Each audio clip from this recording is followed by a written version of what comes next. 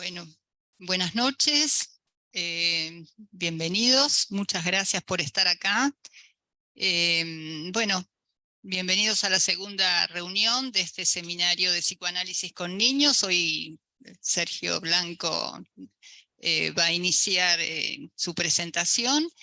Y bueno, quería festejar con ustedes, brindar con ustedes, queremos brindar con ustedes porque esta semana es una semana aniversario para nosotros. El 6 de agosto del año 2001 se fundó Encuentros de Psicoanálisis, iniciamos reuniones de presentaciones clínicas, así comenzamos en una sede en ese momento que alquilamos especialmente para hacer esas presentaciones clínicas, aquí siempre en Olivos. Y bueno, pasaron 22 años, así que pasa muy rápido el tiempo, hay que aprovecharlo. Y bueno, muy contentos por el espacio, por lo que Marga fundó, acompañados por muchos de sus analistas. Bueno, estábamos desde el comienzo, Sergio, Liliana, bueno, los que estamos aquí presentes, Lidia, bueno, hoy no pudieron venir porque están engripadas, ni Lidia ni Alicia. Bueno, y Encuentros representó para nosotros un lugar muy importante de formación, porque nos brindó seminarios y, bueno, y estos espacios, ¿no?, de formación, espacios de lectura, el cártel. Así que, bueno, gracias a esta escuela hemos podido avanzar en nuestra formación y bueno, y hoy seguimos acompañando a todos los que se van acercando a la escuela. Así que bueno, muchas gracias por estar acá y espero que ustedes, que son mucho más jóvenes, que esto siga por muchos, muchos años más. Así que bueno, gracias Sergio. Bueno, gracias Carmen por la introducción. Justo antes de empezar decíamos que la velocidad del tiempo, ¿no? 22 años parece mucho y también son poco a la vez. Bueno, hablando del tiempo, de los tiempos, hoy voy a presentar los pioneros del psicoanálisis con niños. ¿Por qué tomé los pioneros?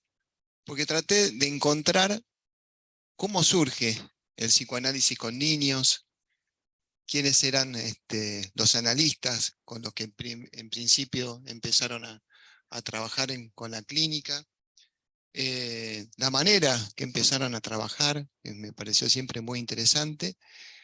Y bueno, yo más que nada, ahora van a ir viendo los analistas que fui tomando: Hermine Hund-Helmut, Ferenczi, Anna Freud, Melanie Klein, en Argentina Arminda Verasturi. No digo que no, que eran solos ellos, sino que después, bueno, se fueron sumando también de la línea francesa, Dolto, Manoni, muchos analistas, Winnicott. Pero bueno, yo creo que eso fueron ya en una segunda vuelta. Yo tomo justamente el inicio. Algo estuve hablando la semana pasada, ahora me voy a meter un poco más de lleno. El estudio del psiquismo infantil estuvo presente desde tiempos antiquísimos. Educadores, pedagogos, médicos y filósofos se interesaban en encontrar respuestas a las preguntas frecuentes al conocimiento y el lenguaje infantil.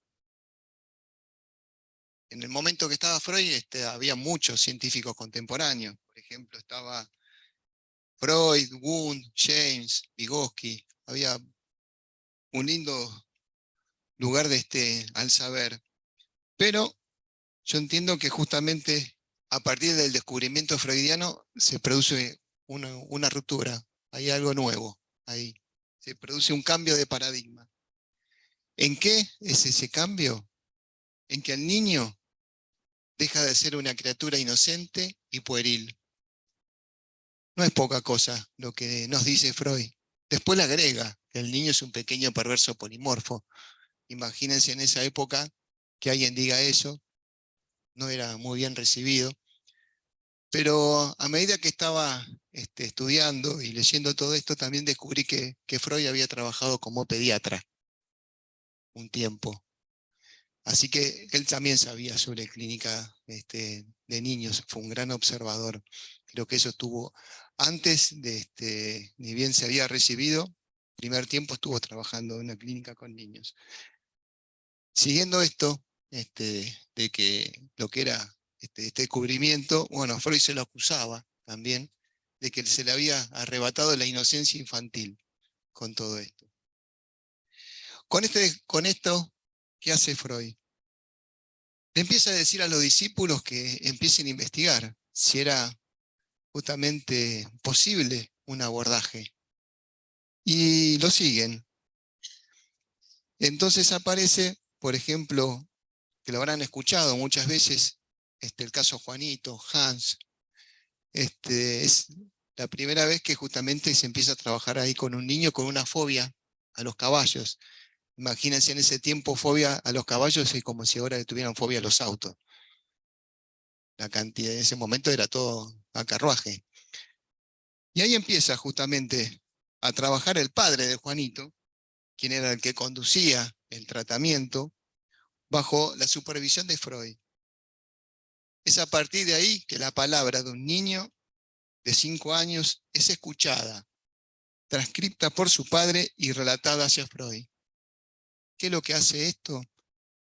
Justamente empiezan a observar las conductas de Juanito, qué dice, cómo habla, los dibujos y los juegos. Y con eso justamente, ¿qué hace Freud? Confirma la tesis de la sexualidad infantil, la angustia de castración y el complejo de Edipo. Entonces, el niño deviene sujeto de estudio para el tratamiento psicoanalítico. Como dije, justamente ahí lentamente el grupo que lo seguía Freud empieza a darle un lugar a la práctica con niños. Como dije en el comienzo, tomo justamente los pioneros y uno de ellos, que era una persona muy cercana y muy querida por Freud, era Sándor Ferenczi, que era un analista húngaro, nace en 1873, fallece en 1933. Yo lo encuentro como el discípulo preferido de Freud.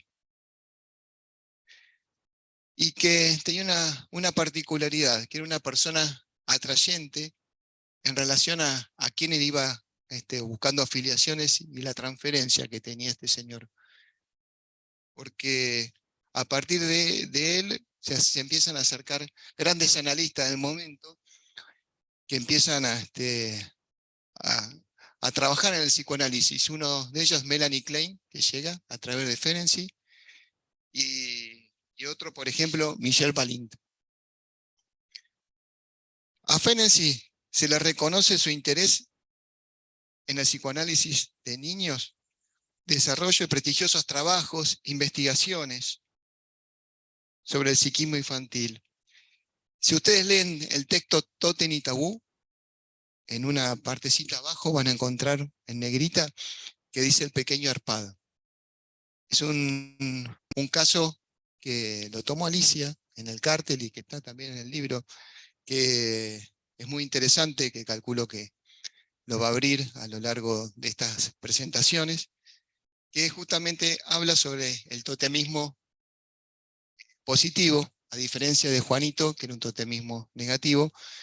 Eso está muy bien trabajado por Alicia. Y no solamente eso, sino que hace un tiempo, por una cuestión de un paciente con epilepsia, me acordé de un texto que había leído en algún momento de Ferenczi, que se los traigo, si en algún momento lo quieren leer, que se llama Estadio en el desarrollo del sentido de la realidad, donde acá Ferenczi hace una distinción entre los síntomas de la epilepsia y de la histeroepilepsia. donde habla la verdad que es muy interesante, ¿no? Sobre las convulsiones, y que justamente muchas veces estas histeroepilepsias dice que se acumulan y aparecen de forma de descarga. Es una descarga motriz a través de llanto, pataleo, gritos, muy similar a la que tienen justamente los epilépticos. Si quieren también pueden leer Dostoyevsky y el parricidio. Bastante ahí es claro cómo Freud toma ese caso, que es del 1927-28. Y creo que interesante la diferencia que hay, porque a nivel neurológico hay un montón de elementos, descarga, motora, pierde la realidad, bueno, se pueden muchas veces problemas se hacen pis, bueno, etcétera. Pero lo que yo iba siguiendo ahí de Ferenczi es que el lugar que tenía en estas manifestaciones, que justamente decían que era como una forma de descarga. Y lo he comprobado muchas veces esto en la clínica. Después por ahí en algún momento lo voy a abrir. Tomen en cuenta siempre que cuando se encuentran con una histeroepilepsia siempre se necesita que nunca están solos, siempre hay un otro. Siempre las convulsiones son en la presencia de un otro. A diferencia de cuando viene neurológico, puede pasar estando sola, dormido. Bueno, era eso, sigo. Ustedes, si les pregunto, ¿quién fue la primera analista de niños? Probablemente me pueden decir Anna Freud, Melanie Klein, Sofía Morgenstern. No, no, no. La primera analista en trabajar con niños es la doctora Hermine von Helmont, 1871-1924. Y ella publica algunos trabajos como La vida psíquica de un niño y Diario íntimo de un adolescente. En 1915, Freud le envió una carta a esta pionera, y yo se las voy a leer, me parece interesante lo que dice Freud. Dice, este diario íntimo es una pequeña joya. Realmente creo que jamás ha sido posible escrutar con tal claridad y verismo las conmociones psíquicas que caracterizan el desarrollo de la niña en nuestro nivel social y cultural en los años de la prepubertad. Cómo surge el egoísmo infantil, los sentimientos hasta que llegan a la madurez social, cómo son al principio las relaciones con los padres y los hermanos, cómo se inician y se quiebran amistades, cómo el cariño busca tanteando sus primeros objetos y ante todo cómo surge el misterio de la vida sexual. Primero nebulosamente fumado, para apoderarse luego de toda el alma infantil.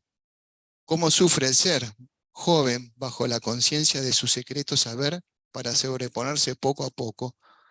Todo esto logra expresión tan encantadora, tan natural y tan seria en estas anotaciones espontáneas que ha de inspirar el mayor interés de pedagogos y psicólogos. Creo que usted tiene el deber de entregar este diario al conocimiento público. Mis lectores quedarán agradecidos por ello. Me pareció interesante. ¿Por qué? Porque acá Freud va nombrando elementos que tenemos que tener en cuenta cuando trabajamos con los niños. Yo los fui enumerando, como el desarrollo de la sexualidad en la niña, lo social, lo cultural, los sentimientos infantiles, las relaciones con los padres, sus hermanos y su posición al saber. Me pareció interesante y que esta carta que le envía lo pueden, en las obras completas de Freud está, así que le pueden acceder. Avanzo un poquito más. Ahora voy a considerar tomar los aportes de Anna y de Melanie Klein. En relación a estas analistas, en el seminario Los escritos técnicos de Freud, Lacan le da un lugar, hace una referencia teórica, dice que tanto Ana, en cuanto al papel que ella toma en relación a la función del yo, toma también a Melanie Klein, y que lo que deja planteado ahí Lacan es el valor de los registros, de los tres registros, real, simbólico, imaginario, que por lo menos a mi entender, tanto una como la otra trabajaban en otros registros. Pero creo que hay que considerarlo, porque fueron pioneras, hicieron mucho trabajo, no solamente con los niños, sino con el psicoanálisis. Fueron grandes generadoras de transferencias, de que el psicoanálisis avance. Había mucho trabajo, mucho trabajo. Podemos estar, por ahí no coincidir con algunas cuestiones teóricas, pero lo que sí podemos decir es que trabajaron mucho, por lo menos lo que yo fui investigando, y la posición que tenían frente al psicoanálisis, esto de que avance en el psicoanálisis, mucho trabajo. En cuanto a Ana y Melanie, había muchas diferencias, ¿sí? Teóricas, en relación a los trabajos, y también mucha disputa también entre ellas, más que nada cuando Ana va para Londres, en el 38, cuando se estaba por iniciar la Segunda Guerra. Creo que el psicoanálisis con niños no nos tenemos que olvidar también el efecto social. Había pasado, como dije la semana pasada, una primera guerra, y muchos chicos se habían quedado huérfanos. Y eso justamente creo que favoreció a que se pueda avanzar con el psicoanálisis con niños. Una cosa curiosa es que en el psicoanálisis la mujer ingresa a través de la clínica con niños. Es algo que pude ir viendo, al igual que en otras profesiones, como por ejemplo la docencia. Bueno, Ana nace en 1885, muere en 1982, nace en Austria y fue la sexta hija y última del matrimonio de Freud y Martha Bernheim. Una persona políglota, porque sabía hebreo, inglés, alemán, italiano. Ya a partir de los 14 años presenciaba los debates de la sociedad psicoanalítica. A los 18 años ya sus hermanos se retiran del hogar y ella decide estar más cerca con su padre. Ya Freud ahí tenía 65 años.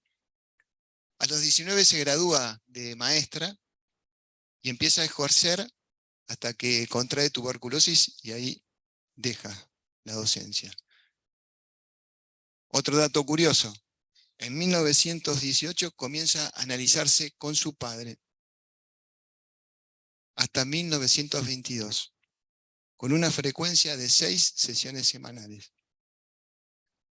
Bueno, lo dejo ahí entre paréntesis. En 1920, ella asiste invitada al primer Congreso Internacional de La Haya. En 1922 ingresa a la Sociedad Psicoanalítica de Viena como psicoanalista de niños. En 1925 es designada secretaria de la Asociación Psicoanalítica de Viena y allí impulsa un seminario dedicado a la investigación del psicoanálisis aplicado a la pedagogía y destinado no solo a psicoanalistas, sino también a educadores y trabajadores sociales.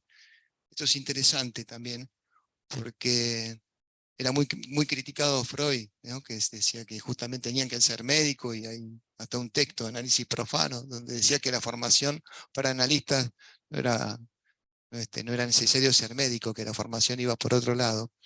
Y en ese punto, creo que interesante como Ana empieza ahí a abrir, empieza a convocar a otras disciplinas, como el trabajo social, los educadores, que personalmente creo que el psicoanálisis brinda muchísimas herramientas para poder trabajar con lo social, con la educación. Creo que eso lo puedo constatar diariamente, el aporte que nos puede brindar el psicoanálisis. Avanzo un poquito más. Ana decide crear de manera conjunta con otros colegas centros de educación y jardines de infantes, y además la primera escuela para niños conforme a los principios psicoanalíticos. En 1937 se crea la guardería Jackson, patrocinada justamente por un paciente de Freud, Edith Jackson. Este proyecto estaba dirigido por Ana, que tiene la singularidad de estar destinados a niños menores de 2 años. ¿Con qué? Con el objetivo de informarse acerca de las primeras etapas de la vida infantil. ¿Cómo? Con la observación directa. Y los niños que iban a esa institución tenían que permanecer de familias indigentes. En 1938, Freud decide partir hacia Inglaterra, ya que la Gestapo había detenido unas horas a Ana, por lo cual pone un punto final a su residencia de Viena. No solamente a Ana, sino también a Martín, que era el otro hijo de Freud, que manejaba las finanzas del padre, que cuando entra la Gestapo interviene en las cuentas, y ahí Freud se asusta mucho cuando desaparecen sus 2 hijos frente a la Gestapo, que ya Jones y un montón de analistas de ese momento le venían diciendo a Freud que era necesario que se retire de Viena, porque los nazis ya estaban avanzando. Y bueno, Freud hasta el último momento tenía la idea de quedarse, primero porque estaba muy débil y muy enfermo por el cáncer, segundo la edad y no quería mudarse, pero por otro lado, hay algo curioso de la historia, que Freud guardaba pedacitos de oro, como que algo él se anticipaba. Puso en la casa pedacitos de oro por todos lados y la Gestapo no lo encuentra, el oro. ¿Y qué hace con ese oro? Se le aparece otro personaje también muy, muy importante para el psicoanálisis, Marie Bonaparte, la princesa de Grecia, que ella tenía justamente inmunidad diplomática. Entonces hace sacar todo ese oro a través de Grecia y de Grecia lo ingresan a Inglaterra. Toda esa vuelta, no solamente, sino que mucha parte del epistolario fue guardado por esta mujer y que es lo que nos permite hoy en día poder leer todas las correspondencias y muchos trabajos de Freud. Así que interesante toda esa vía. Y hay ahora no me acuerdo, pero lo había leído, que la Gestapo le dice a Freud que tenía que escribir bueno, que lo habían tratado bien. Y él de forma muy sarcástica pone que sí, que lo había tratado bien y que era de recomendar. No sé cómo no lo mataron. Pero bueno, ahí pobre se tiene que ir. Bueno, avanzo un poquito más con los aportes de Ana. Primero que Ana justamente estaba muy volcado con los mecanismos de defensa. Cuando el padre cumple 80 años, le regala el texto. Yo no sé cómo no se murió ahí el padre, pero bueno, era la hija. Le regala el yo de los mecanismos de defensa. Que como vemos, parte de ahí de la teoría de Freud se cae con eso. Pero bueno, él dice que justamente lo que planteaba era que el yo debería justamente luchar contra las ideas, los efectos dolorosos, insoportables, y que justamente esos mecanismos eran como una protección contra las exigencias pulsionales.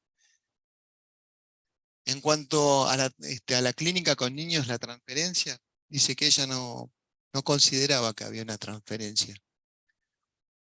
¿Por qué? Porque decía que justamente en el análisis con niños, debido a que justamente son muy pequeños, el paciente no está dispuesto, como lo está el adulto, en reeditar sus vinculaciones amorosas, porque sus primitivos objetos amorosos, los padres, existen en la realidad, no solo en la fantasía, como en el neurótico adulto. Al analista le confiere justamente un rol educativo frente a la transferencia, y si había elementos decía de transferencia negativa, había que resolverlos. Una cuestión más que nada educadora ahí. Y Por eso le colocaba un rol educativo hacia la transferencia. Y que justamente ella decía que a eso también se debía a que había un super yo que todavía era demasiado inmaduro. En cuanto al acceso al inconsciente, ella sostiene que justamente no es posible, primero, sobrepasar la barrera que le impone el lenguaje. Dice que hay un dominio imperfecto del lenguaje en los niños. Y ella consideraba que el juego no era un instrumento primordial y técnico para el análisis del niño como son las asociaciones libres del adulto. ¿A dónde ponía el acento? En los sueños, en sueños diurnos, los dibujos, y que para ella el tratamiento con niños es diferente al del adulto. ¿Por qué? Porque el niño no tiene conciencia de la enfermedad y no viene por una propia decisión. Ya lo consideraba de esa manera.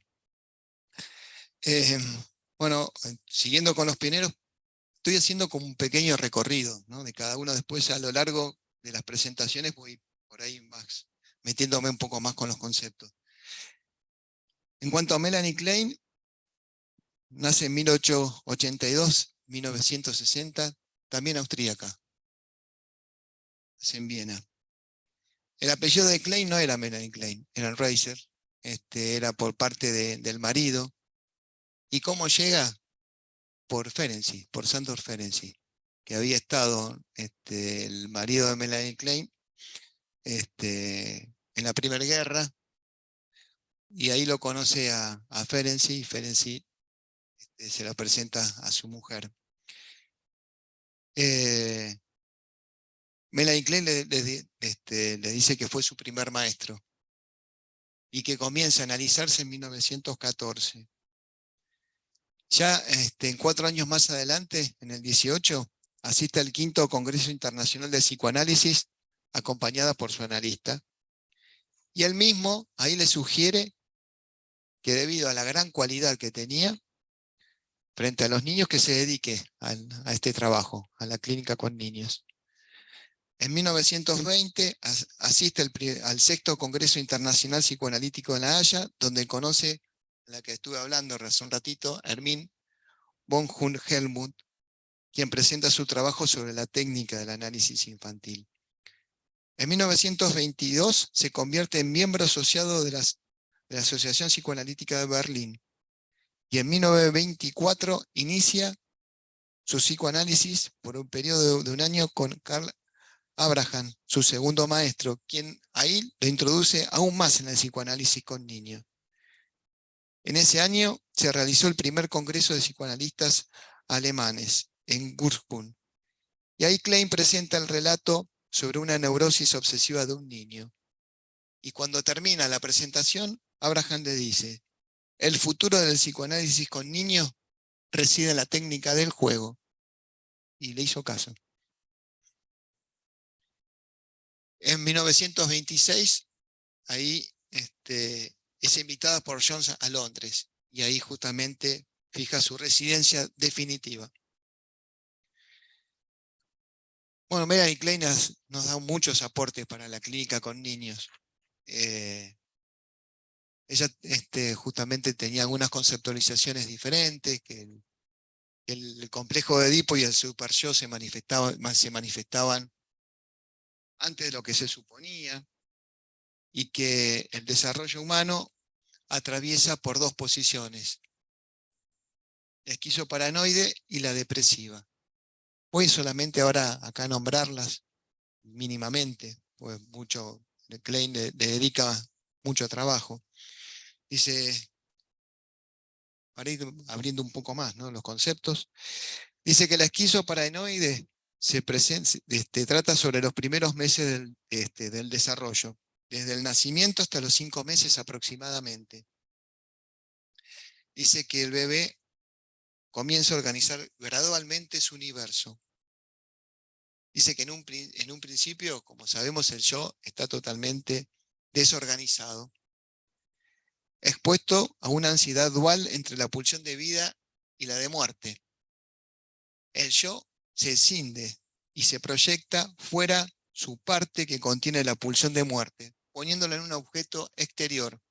Ese objeto exterior es el pecho materno, que puede ser frustrante y amenazador para el yo, dando un sentimiento persecutorio, pero al mismo tiempo se establece una relación con el objeto ideal, creando un impulso pulsional del yo en conservar la vida.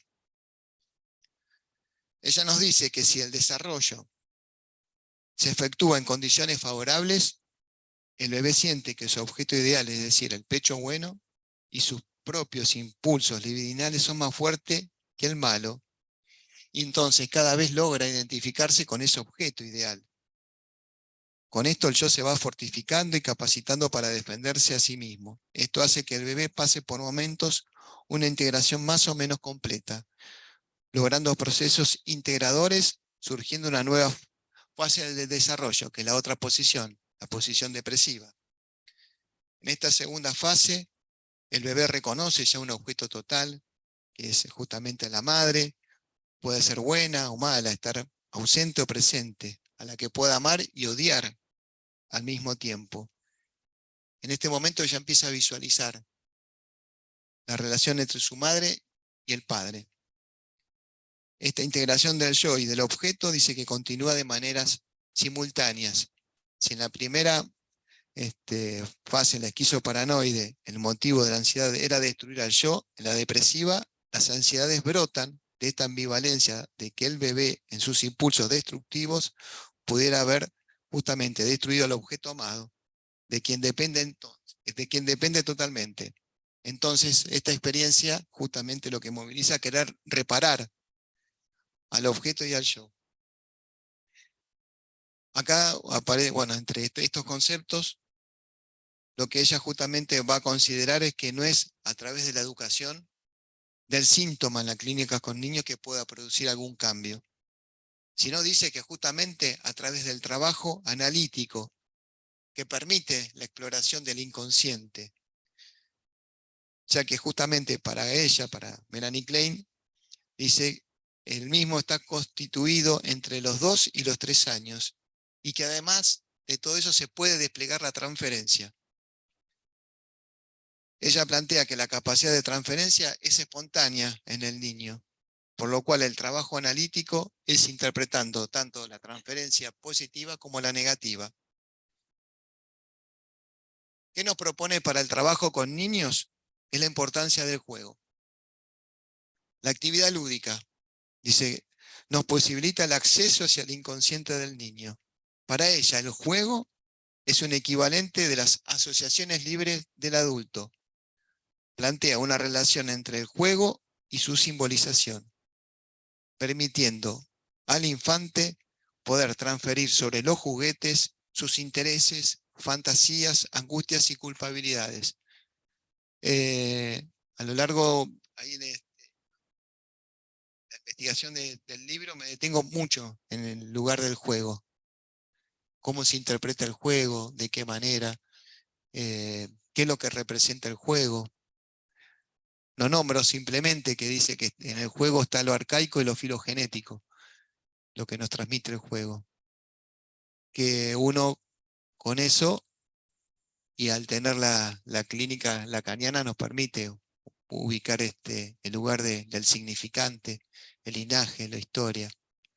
Que el niño a veces con un juego nos transmite a través del síntoma una historia. Muchas veces me ha pasado de un niño, lo he presentado en la serie, en la clínica, mucho tiempo jugaba, tenía una mesa con 2 plantas y jugó muchas entrevistas decían que eran islas y que justamente había piratas y barcos y una guerra y mucho no sabía de dónde venía ese juego.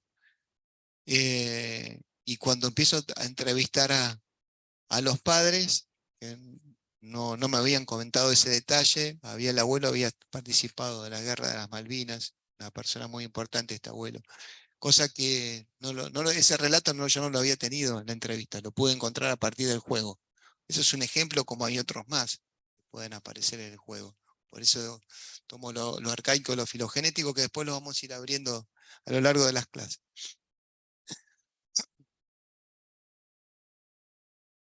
Continuando con esto de los pioneros, estoy dando un pantallazo rápido, breve, sobre cómo para mí fueron los pioneros. Paso a la Argentina.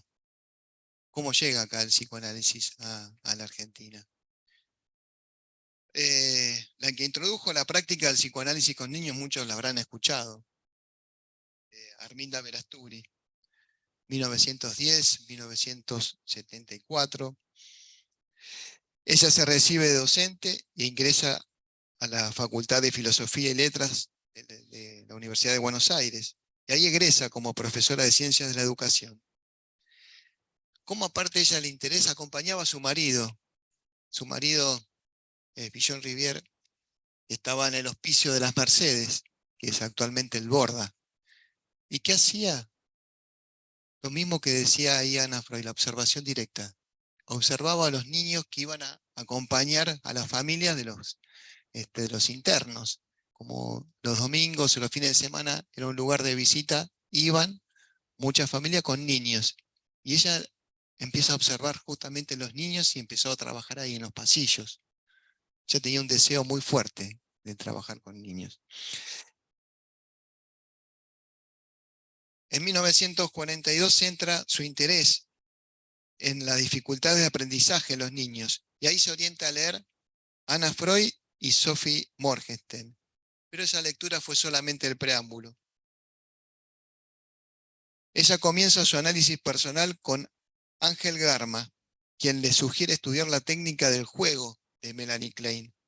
A partir de ese descubrimiento siente un gran interés por el psicoanálisis, no solo por la lectura de Melanie Klein, sino por la devoción de la obra de Freud. No tenemos que olvidar que tanto Ángel Garma que Isel Cárcamo fueron dos personas muy importantes para el psicoanálisis y que fundan la APA, o junto con Villon Rivière, Raskowski, gente, a otros más que ahora no los recuerdo, pero de mucho empuje. Y lo curioso es que se juntaban en la casa, en el consultorio de Raskowski, los domingos a leer todos la obra de Freud. Y que era justamente alrededor de esta fecha, 1940, 42, que Europa estaba atravesando la guerra, y donde había justamente una migración muy grande de analistas, no solamente hacia la Argentina, sino para todos lados del mundo, donde ahí se rompen muchas transferencias y se disuelve. Creo que a veces lo que nos trae Lacan de los post-freudianos como una mala interpretación, pero yo creo que también, en mi opinión, creo que esa mala interpretación fue que debido a que muchos a través de la guerra se perdieron, se separaron, se fueron, hicieron lo que pudieron y partieron por ahí con otra lectura. Pero no fue una pavada lo que pasó y las transferencias que se rompieron.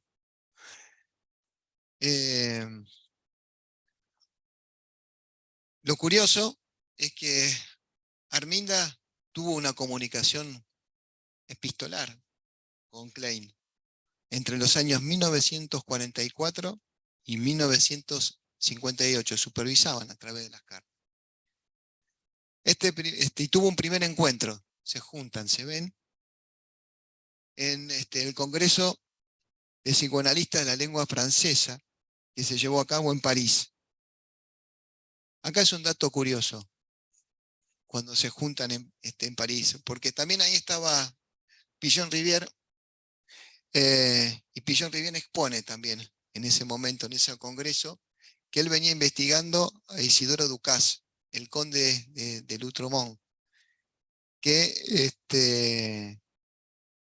porque es un texto que toca la psicosis, y Villon estaba muy interrogado por esa estructura, y él lo presenta en eso, y él, Isidoro Ducas había sido una persona que había vivido en Uruguay, era uruguayo, en la colonia, y que venía una familia de diplomáticos y se va a estudiar a París.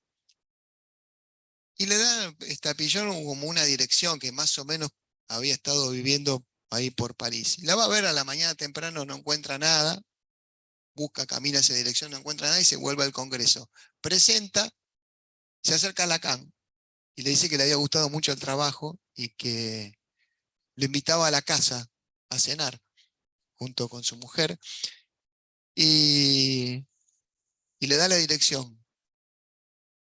No sé si es mentira o no de lo que investigué, que justamente la casa de Lacan coincidía con el conde de Lutremont, cosa que Pillon no sabía, quedó asombrado si era un chiste o era verdad. Lacan no tenía ni idea. Y ahí Pillon aclara que lo había atendido muy bien. Avanzo un poco. Miren lo que dice justamente Melanie Klein sobre el trabajo de Arminda. Dice, es muy alentador discutir con gente que posee tan buena comprensión de mi trabajo. En esa oportunidad, sigo con el Congreso de la Lengua Francesa, Arminda junto con Pillon conocen, me he olvidado, también a François Dolto. Y Dolto le invita a Arminda a que presente el test de la construcción de casas, el pequeño constructor que se los debo, pero a lo largo de las clases los voy a traer, que había sido inventado justamente por ella con fines diagnósticos para el tratamiento con niños. En 1955, Arminda le envía una serie de trabajos a Klein, quien le dice lo siguiente: he comenzado a leer sus trabajos, pero todavía no puedo decirle en detalle lo que pienso de ellos. Por lo único que puedo contestarle es que encuentro sumamente interesantes sus trabajos. Tengo la impresión de que usted ha progresado y que por fin, cosa que esperé en el fondo de mi corazón, usted está hablando como clínica. Luego de esta aprobación, justamente ahí Klein le sugiere que publique en la Internacional Journal Psicoanálisis las notas sobre el artículo de la dentición. Y eso también era algo que habíamos trabajado en el CART, en especial creo que Alicia. ¿Por qué tomaba también esto? Porque esto fue la antesala también del psicoanálisis lacaniano acá en Argentina. Porque a veces se cree que ingresa por Oscar Mazota, pero el que primero trae todo esto es Pillon Rivière, porque le regala a Lacan de algunos textos que le había escrito, y el primero que se introduce acá en Argentina es el seminario sobre la carta robada, esa letra que vuela. Que ya Pillon estaba con unos cuantos años y le da este texto: mira, tengo un amigo francés, a ver si te interesa, y ahí se lo pasa. Y ahí entra el psicoanálisis lacaniano, pero por fuera de la APA.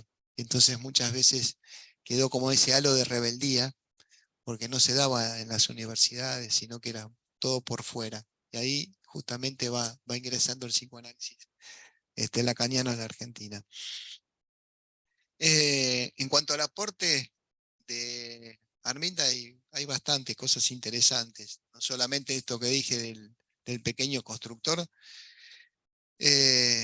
sino justamente cómo ella clasifica a las entrevistas con los padres.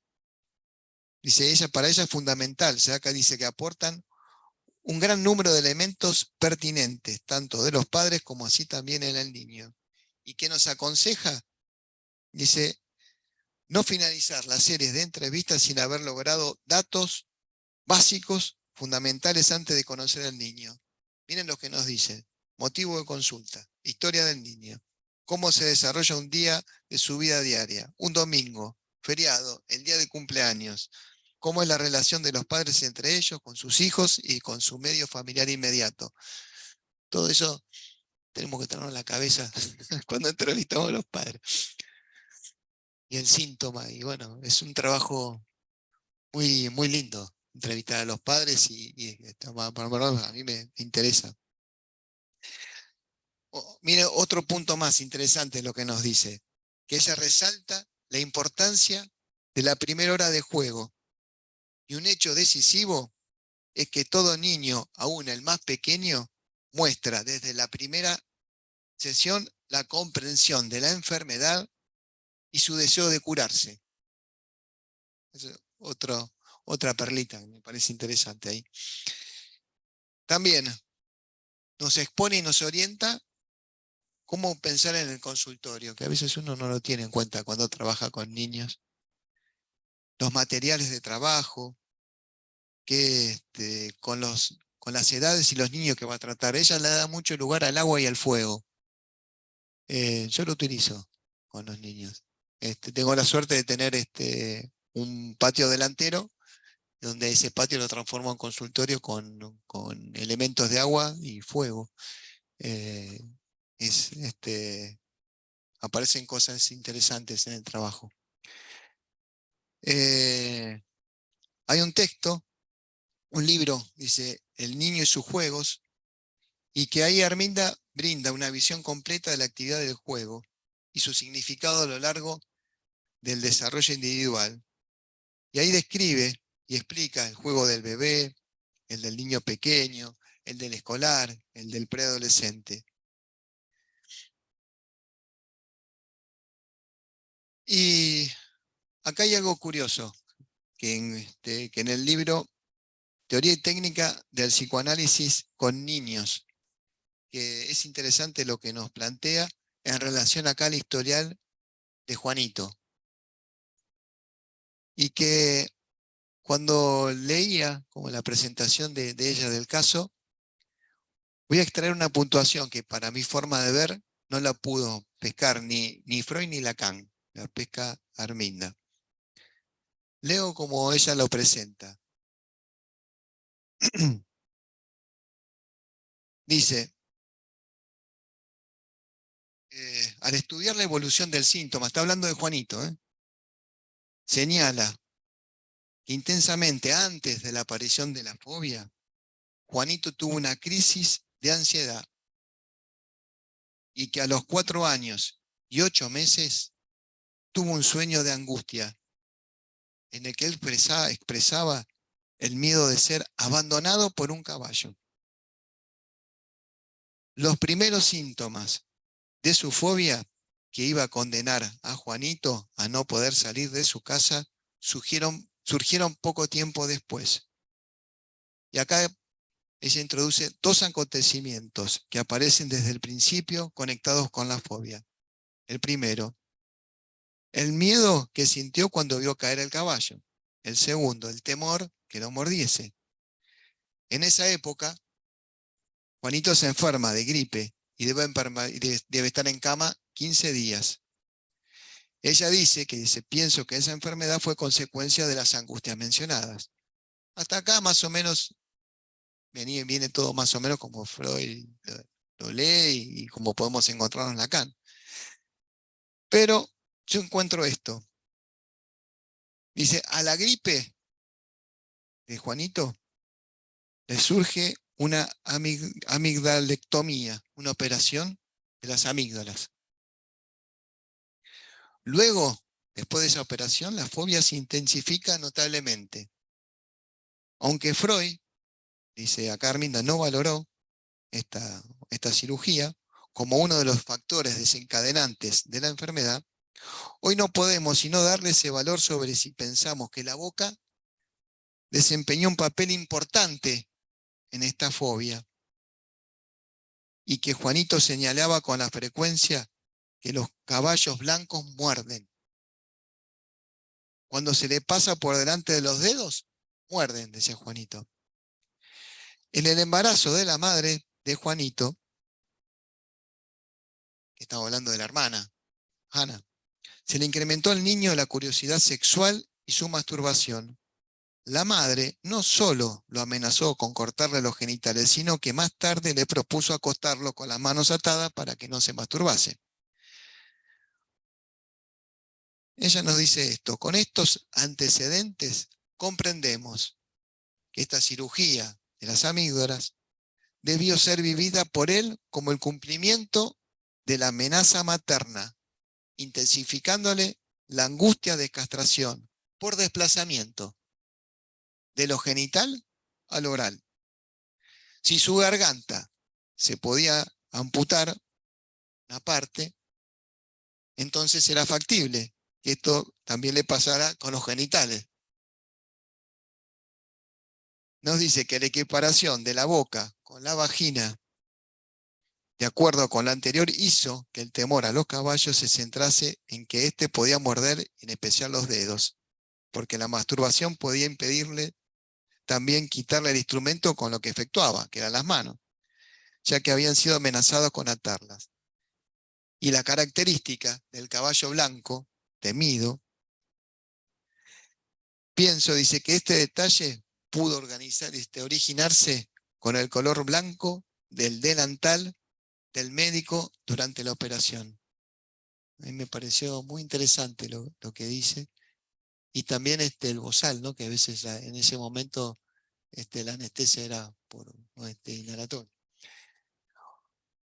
Bueno, voy a abrir un poco ahí a las preguntas, a ver qué se les ocurre, lo que quieran.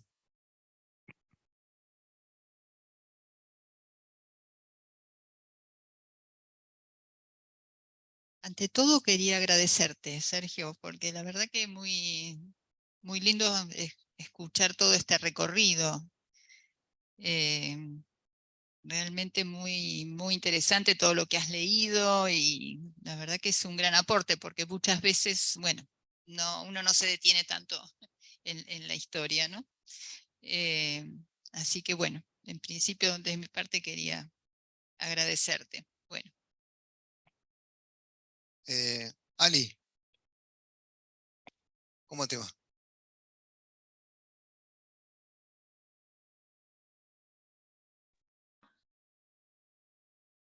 A ver, no sé. Ahí estoy. ¿Se escucha?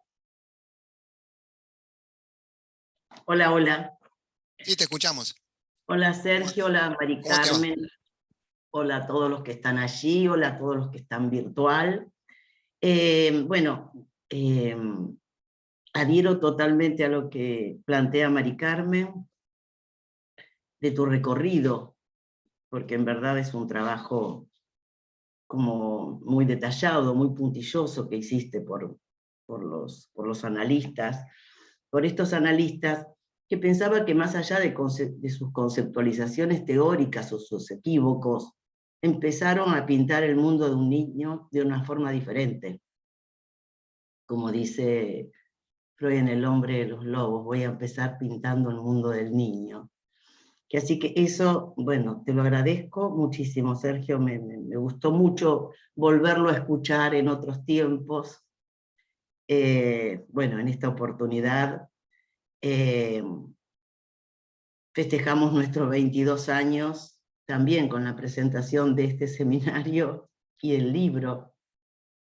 Y así que adhiero, como dijo Mari Carmen, a este brindis, a este festejo. Para nosotros el festejo y el brindis por el trabajo y la producción. Que así que, bueno, es un modo de festejar muy, muy grato que tenemos. Y te escuchaba, Mari Carmen, decir algo de las presentaciones clínicas que estuvieron en el comienzo, ¿no?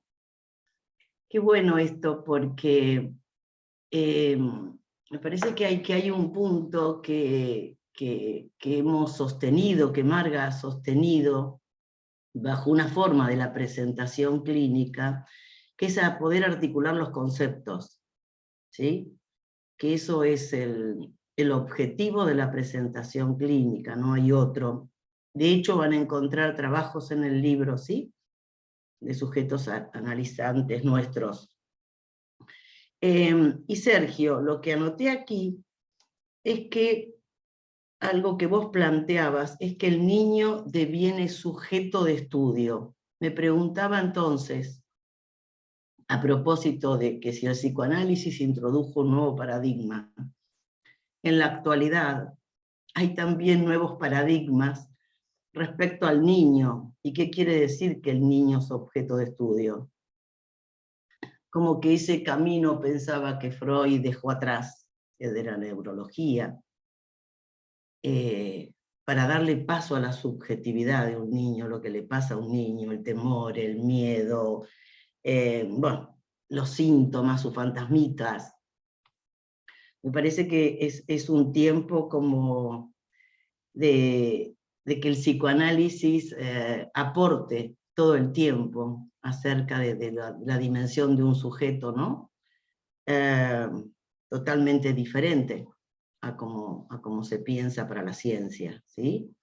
Y así que, bueno, te quiero agradecer, Sergio, y bueno, habría mucho para decir de tu trabajo, pero resalté este punto del sujeto de estudio, que es para nosotros un sujeto, un niño como sujeto de estudio, ¿no?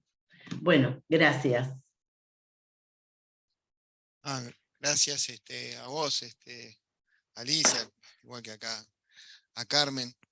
¿Se escuchan? Sí. Que a mí me pareció interesante ver el quiebre que justamente cuando Freud empieza ahí a considerar el lugar de la sexualidad infantil, que el niño deja de ser esta alma inocente que se creía y que justamente le pasan un montón de cosas. Y creo que es ahí que se empieza a escuchar otra cosa, de lo que trae un síntoma, de lo que le pasa a un niño.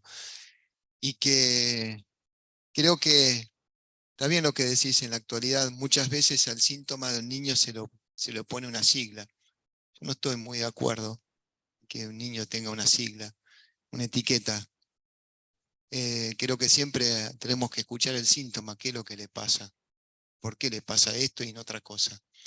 Es mi forma, por lo menos, de entender algo de esto. Creo que muchas veces, a veces escuchamos tiene TGD, ADD, no sé, la sigla que aparezca, pero hay un sujeto ahí, hay un sujeto que sufre, que le pasan cosas, que tiene sus síntomas. Y creo que es el valor del psicoanálisis de poder escuchar eso, de otra forma diferente, de otra manera, de otro lugar. Que eso tiene un valor de lo que le pasa. Que tenemos que empezar a encontrar por qué tiene eso y no otra cosa.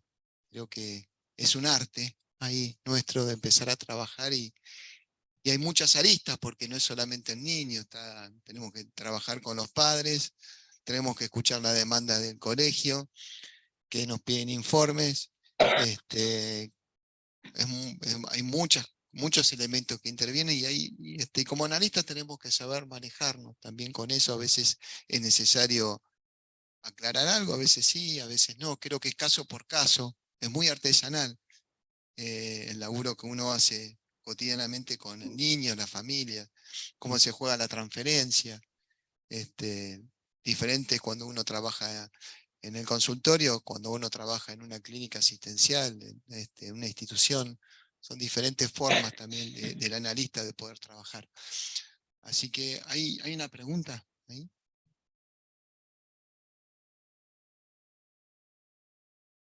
Alicia Díaz.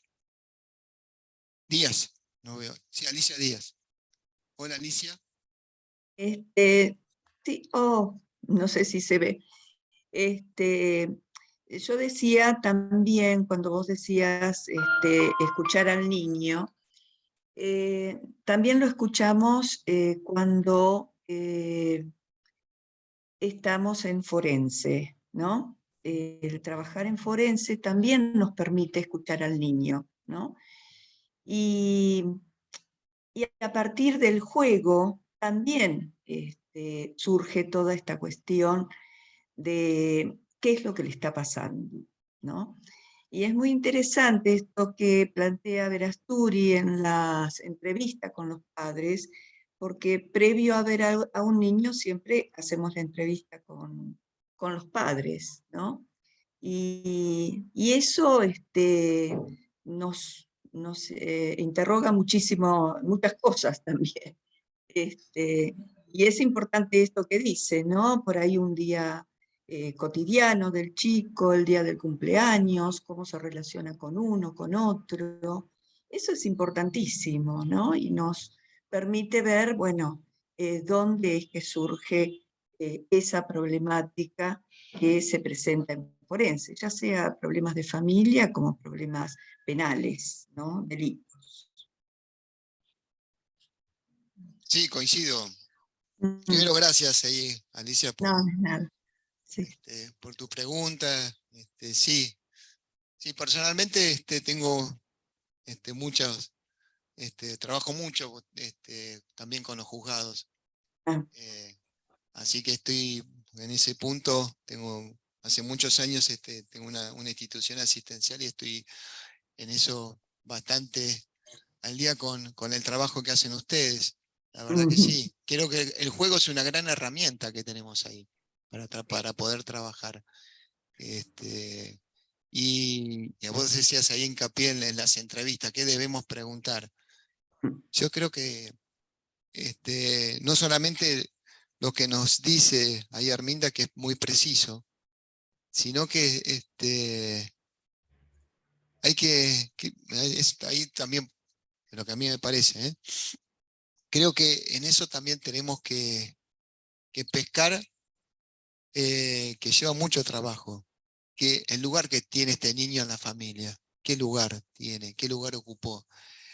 Que no es fácil de poder verlo en las primeras entrevistas, creo que a veces se necesita de mucho trabajo con los padres, pero es necesario ir ubicando el lugar que tiene este niño, que va a ser diferente entre los hermanos, en qué momento fue concebido, qué lugar tuvo, qué pasó en ese tiempo, cuando en el embarazo, la gestación. Creo que hay un montón de elementos que siempre tenemos que tenerlos muy cerquita, porque eso nos va dando un lugar y una posición frente al trabajo del niño y del síntoma.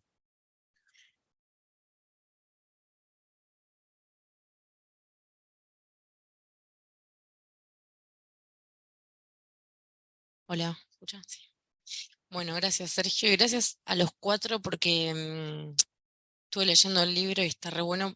Se puede ir siguiendo también, ¿no? Lo que traen, así que gracias a todos los integrantes del cartel. Em, Te quería preguntar, Sergio, porque ya te he escuchado alguna vez traer este punto y me interroga bastante sobre jugar con agua y fuego. Em, ¿Qué, qué has podido, qué pudiste observar o por qué lo menciona así? A ver, Asturias es la que lo trae, ¿no? ¿Esto?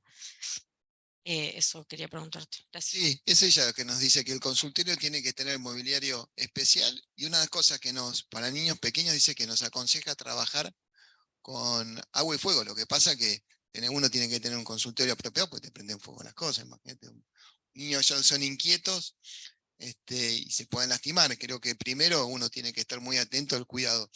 Yo lo aplico con niños graves, el agua.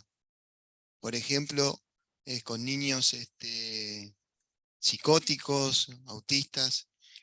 Trabajo mucho con el agua, con las sensaciones, con meter la mano en el agua,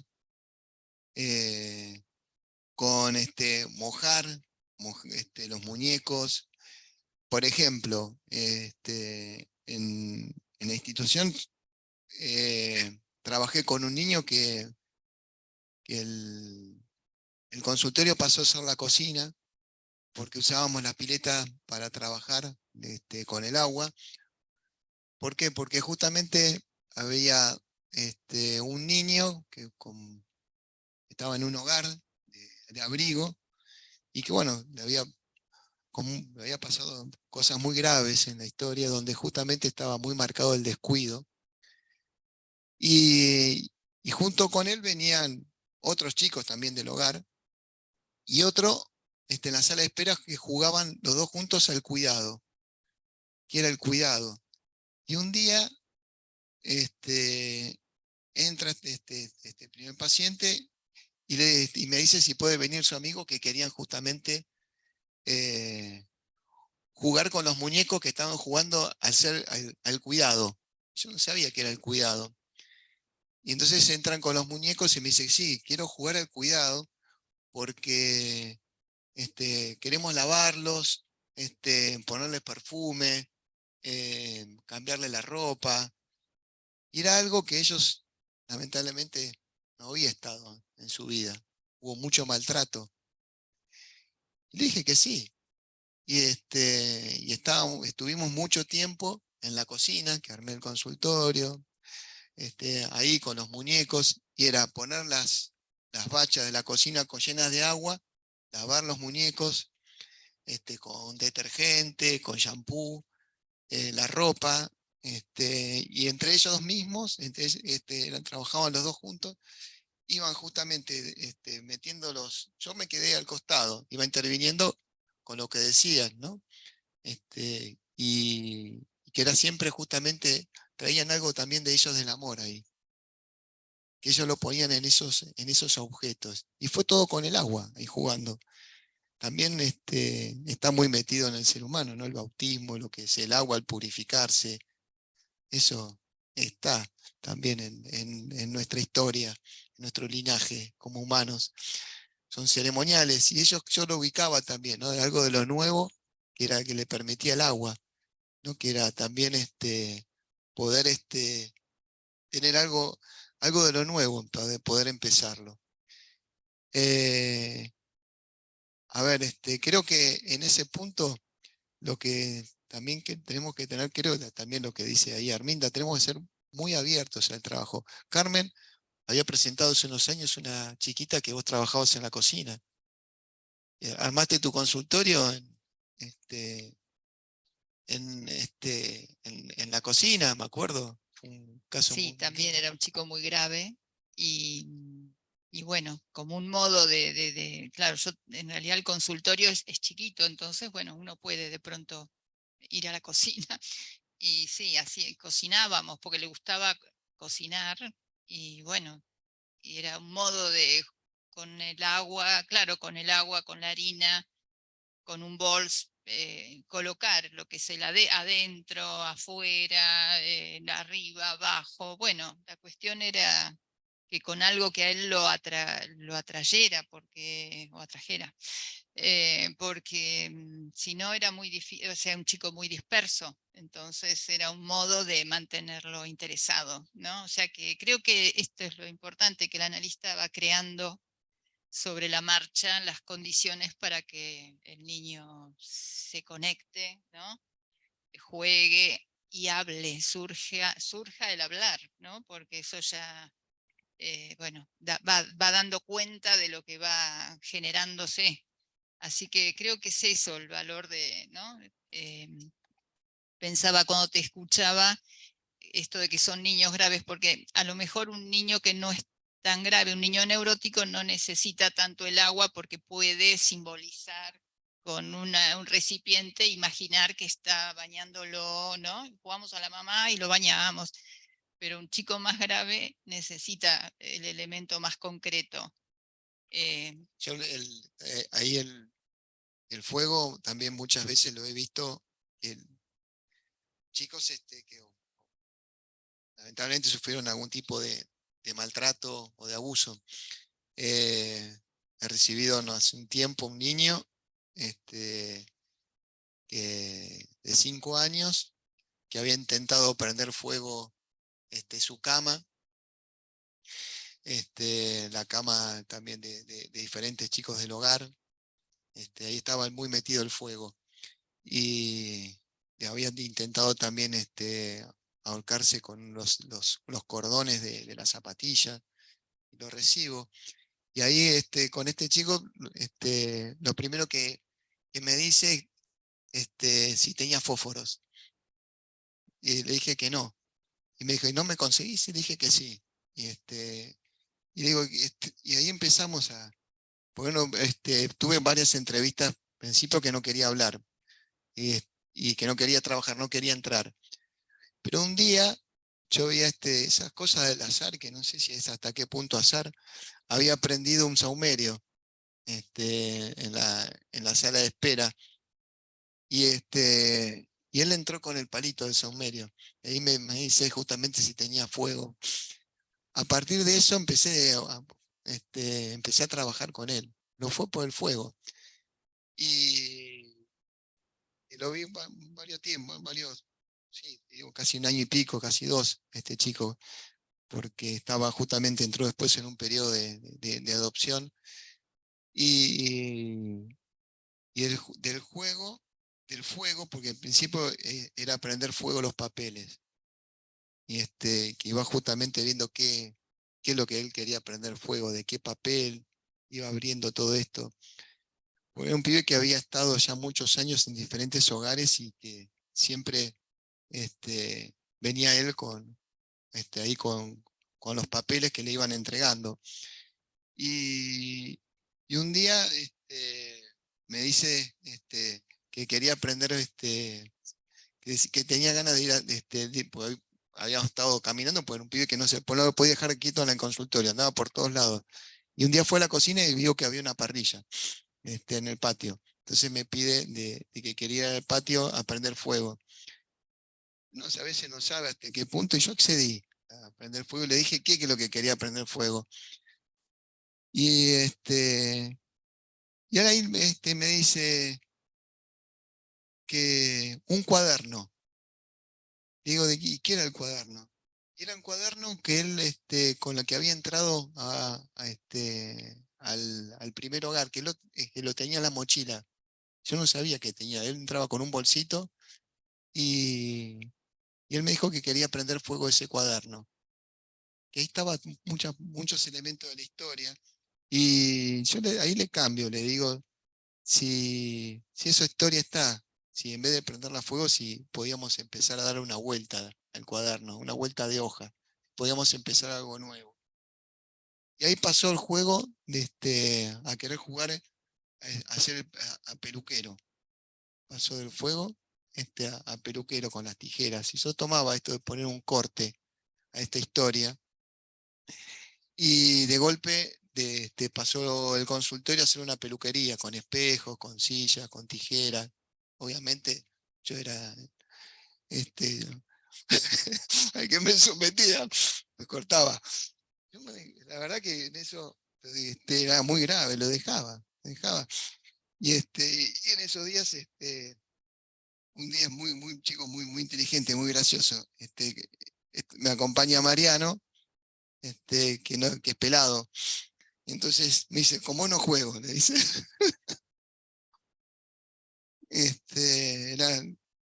Creo que te dan posibilidades también, siguiendo ahí lo que vos decías, el fuego. Uno a veces se tiene que dejar llevar. Es muy creativo. Sergio, qué importante el tema de este aporte de Arminda sobre la hora de juego, porque hoy los analistas no usamos los test para hacer, por ejemplo, un psicodiagnóstico. Hacemos hora de juego. Bueno, también recuerdo que desde la escuela venía siempre el pedido de un psicodiagnóstico y yo hacía un informe con la hora de juego. Y realmente, ¿no? O sea, el recorrido, o sea, ir siguiendo primero los juguetes, ¿no? Como uno recibe a un niño con algunos juguetes, que en ese sentido está el aporte de Klein, porque dice que cuanto más indeterminados son, ¿no? No tan sofisticados, y bueno, le permiten al chico proyectar Sí, más y sus crear. cuestiones, claro. Entonces, primero, bueno, los juguetes ahí que uno pone. Bueno, Melanie Klein decía 3, ¿no? Siempre Sí, de a de a 3. tres. Y bueno, y como el niño lo primero que toma, lo segundo, después con que sigue, lo que asocia, lo que dice, ¿no? Todo eso como uno lo va leyendo en esa contigüidad, y es maravilloso lo que uno puede leer en esa hora de juego. Me parece genial. Sí. Sí.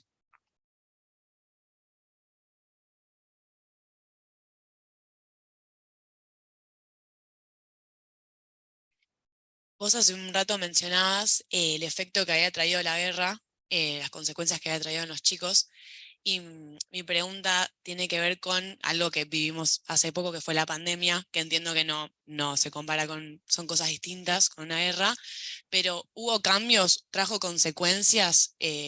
Porque entiendo que hubo que cambiar el modo de atender desde la virtualidad o mismo la presencialidad se tuvo que poner capaz un corte con la distancia? ¿Cómo afectó eso al niño? Gracias, Emilia, por la pregunta. La verdad que muy bueno ahí lo que decís.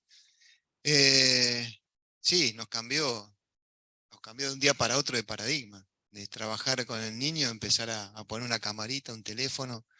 Sí, fue muy difícil. Por lo menos a mí me costó mucho poder laburar con pibes que se queden quietos, pero por otro lado, lo que iba trayendo cuando uno trabajaba con niños que te daba la posibilidad que te mostraba toda la casa. Yo los chicos que tenía decía, "Ah, acá está mi papá", iba sentado en el sillón, acá está mi hermana, acá está esto, mi abuela, y andaba recorriendo con todo el teléfono, contando la historia, y iba interviniendo desde ahí, desde ese lugar. Acá está acá está el otro jugando a la pelota, cualquier cosa, pero iba trabajando desde ese lugar. Sí, lo que puedo decir, que quizás la pandemia nos trajo por ahí, creo que síntomas más graves. Creo que, por lo menos lo que puedo leer en la clínica, después de la pandemia, se intensificaron los casos más graves, por lo menos las demandas que me llegan y nos llegan, son por lo general de una gravedad, creo que tanto tiempo hacinados y que hay otra cosa, que muchos de los chicos quedaron muy sometidos a la virtualidad y creo que a veces se perdió un poco esto de la creación a través del juego, esto de poder jugar con otros, lo social. Entonces a veces uno recibe chicos o pubers, adolescentes también, que tienen dificultades para relacionarse con los demás, con los otros. Graves, cosas muy graves, inhibiciones que son bastante difíciles. O a veces escucho adolescentes que trabajo mucho y que para hablar con una chica es por el teléfono, no hablan. La tiene enfrente y le escribe. Escribe, no puedo creer, pero la tiene enfrente y le escribe con el teléfono y la piba le contesta y le escribe. Y así arman relaciones. Creo que sí, que la pandemia, pero todavía hay efectos, en adultos también. ¿Algo más me habías preguntado? No, está bien. Bueno.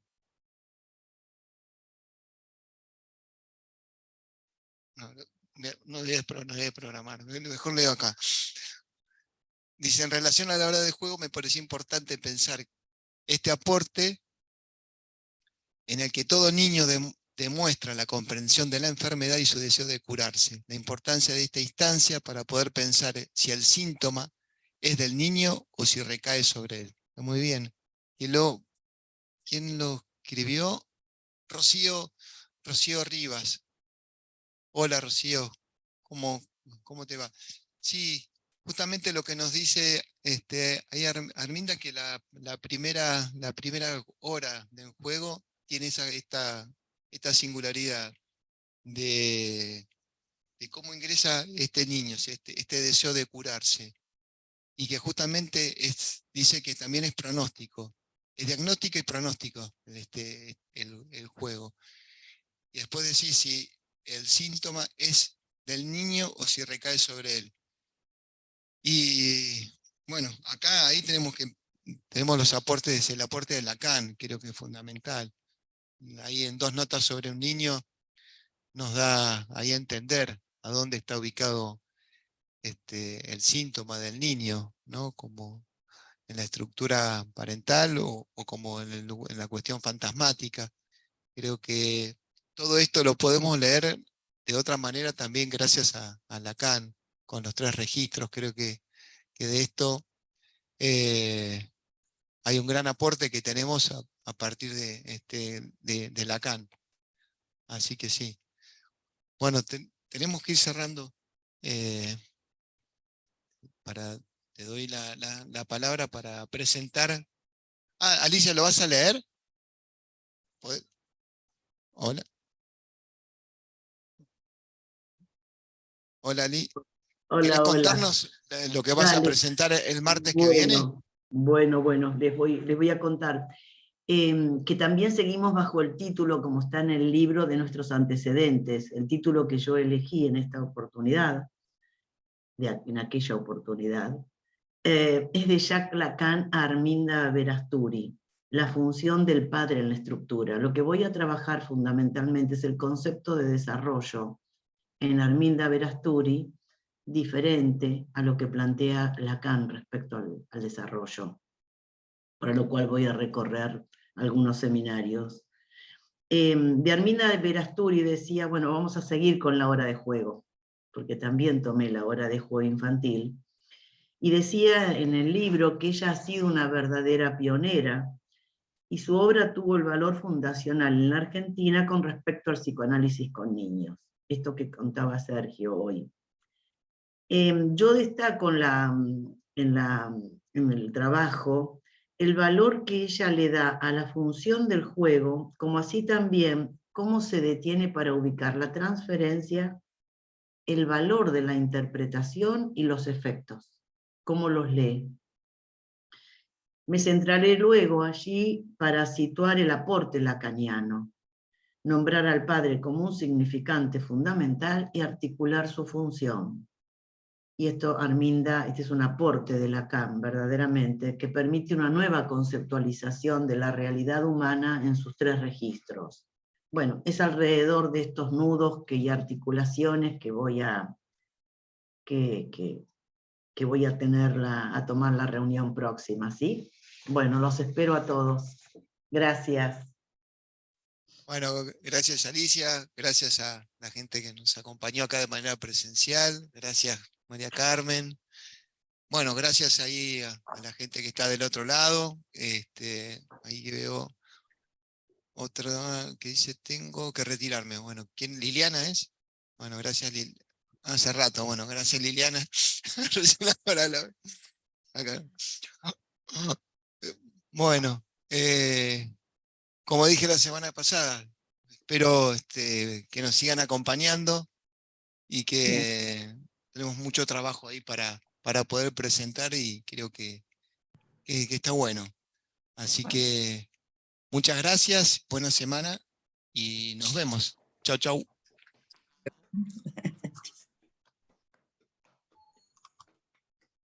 Muy bueno.